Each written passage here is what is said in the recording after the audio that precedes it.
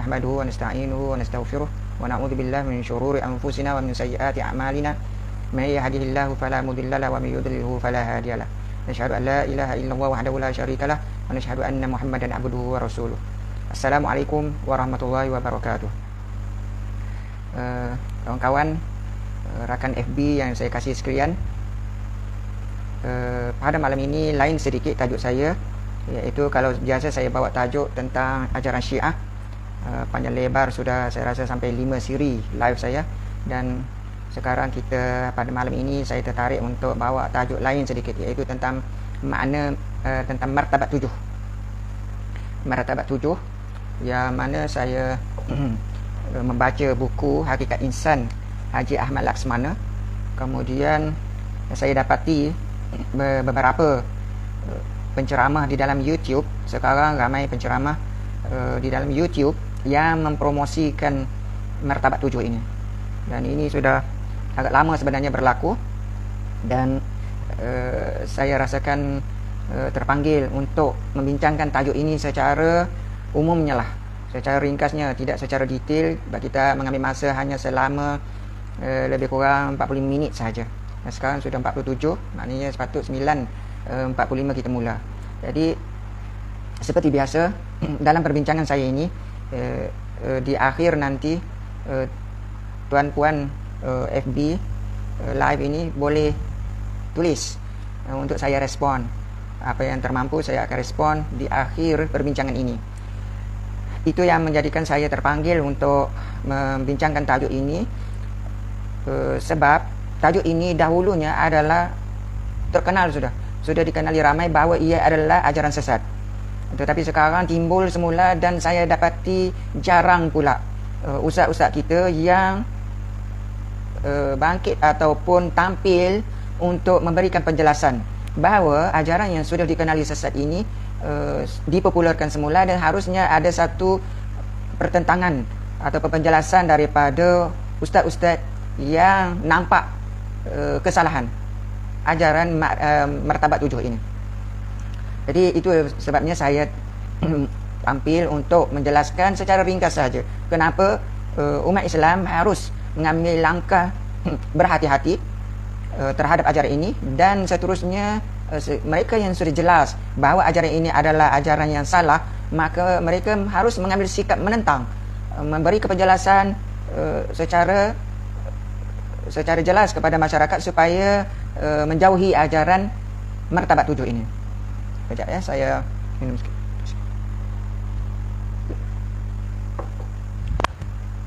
Secara sebagai latar belakang, ilmu martabat 7 ini, martabat bermakna daripada perkataan ratib ataupun tingkat-tingkat, level, 7 level ataupun 7 martabat mengenal Allah SWT. Mereka kata bahawa mengenal hakikat kejadian. Diterjemah begitu. Martabat 7 itu 7 martabat mengenal hakikat kejadian, iaitu mengenal Allah, tetapi di situ juga mengenal diri. Jadi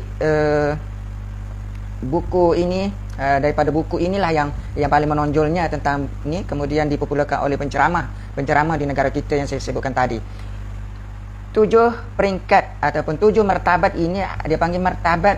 Saya tidak berlapis sangat di dalam penjelasan saya ini, sebab kita nak jelas terus apakah ilmu martabat 7 itu, iaitu 7 peringkat penjelmaan.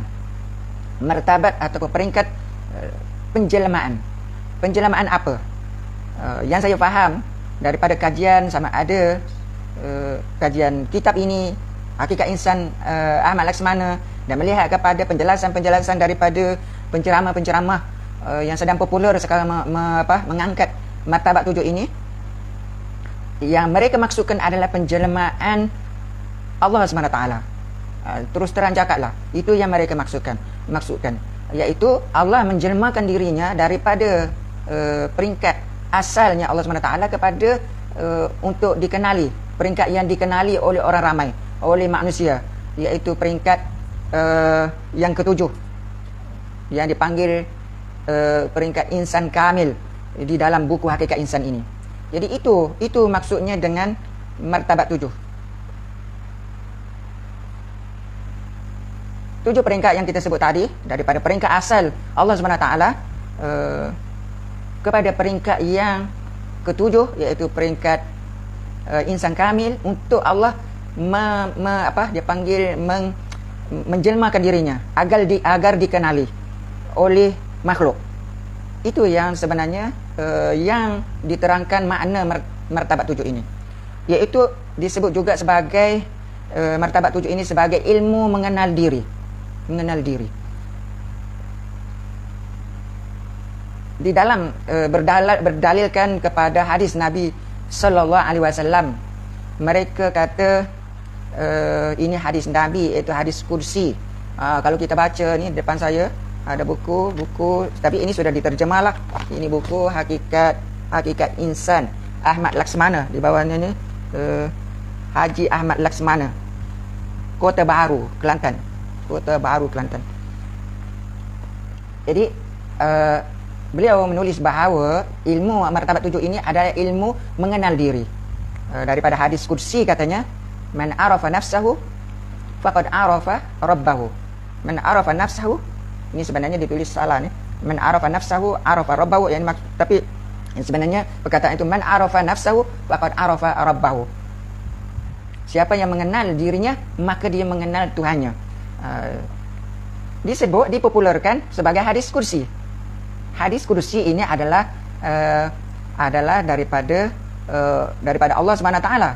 Dan untuk makluman, sebenarnya hadis kursi adalah hadis yang paling banyak dipalsukan. Palsu sebenarnya. Dia disebut sebagai hadis yang daripada Allah SWT, daripada Nabi SAW, tetapi ia sebenarnya adalah palsu. Paling banyak palsu adalah hadis kursi. Dan hadis ini, dianya hadis palsu. Bertolak daripada hadis inilah untuk mengenal diri, di mana disebut la yu'khadh bihi, disebut tidak boleh diambil daripadanya, lianna hadzal kalam laisa bisahih.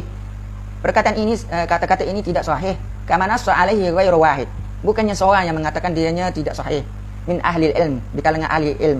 Bal dzakarahu as-Sawani fil mawdu'at, di dalam kitab ulama ini menyebut, wa nassa Ibnu Taimiyah juga menyebut ala annahu mawdu', bahawa dia adalah kata-kata rekaan saja, mawdu' yang bukan hadis lah. Baqad syahana sufiyah, orang sufi yang banyak, katabahum bihadhil jumlah allati yaj'alunaha hadithan. Orang sufi yang banyak mengatakan bahawa kata-kata ini, man arafa nafsahu faqad arafa rabbahu, siapa yang kenal dirinya maka dia kenal Tuhannya, yang banyaknya di dalam tulisan orang-orang sufi.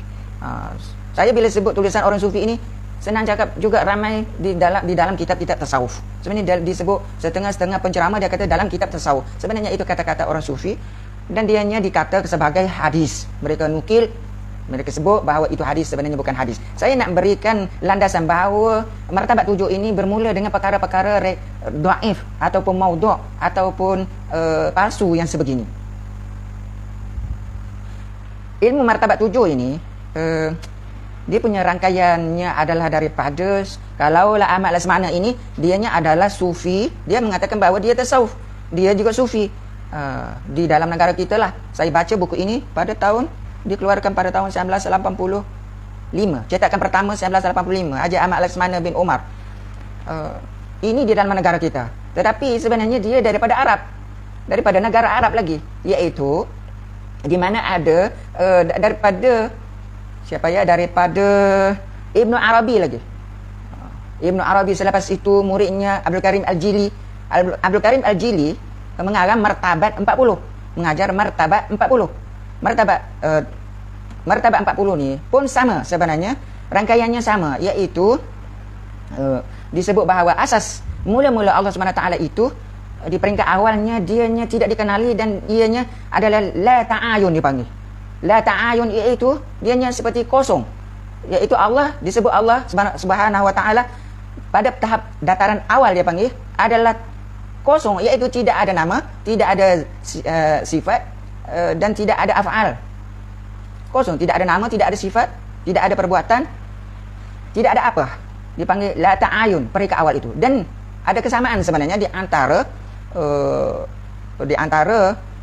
buku Hakikat Insan Ahmad Laksmana ini dengan murid kepada Ibnu Arabi, iaitu Abdul Karim Jili, yang mengajar martabat 40. Jadi sebenarnya dianya berangkaian, dan kita dapati sekarang rupa-rupanya ilmu martabat 7 ini sudah berakar umbi, sudah ramai yang menganutnya, dan sehingga saya dapati ramai ustaz-ustaz pun takut untuk tampil menjelaskan perkara ini, sebab dianya bukan peringkat peringkat Malaysia saja, peringkat dunia dan peringkat Nusantara, peringkat dunia yang mengangkat, mempopularkan martabat 7 ini. Kalau di Indonesia kita selalu dengar penerangan, penjelasan martabat 7, wahdatul wujud ini oleh Syekh Ar-Razi Hashim, Buya Ar-Razi Hashim. Beliau begitu bersemangat menerangkan tentang martabat 7 ini. Jadi di Malaysia saya tengok Baba Rusli, siapa lagi tua, Ustaz Wan Hizam, dan ramai sebenarnya lagi. Saya tidak mahulah fokus untuk menyebut nama-nama mereka ini, sebab ramai sangat yang mengikuti ajaran ini sekarang. Saya pernah lah secara tidak sengaja dibawa kawan supaya masuk ke satu grup di dalam grup WhatsApp, grup Sufi rupanya. Dia ada terdapat 500 ahli, dan di dalam itu mengajar martabat 7, mengajar wahdatul wujud.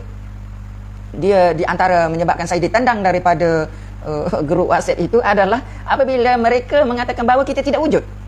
Kita ini tidak wujud. Yang wujud hanya Allah saja. Kita semua tidak wujud. Manusia pun tidak wujud. Semua tidak wujud. Jadi saya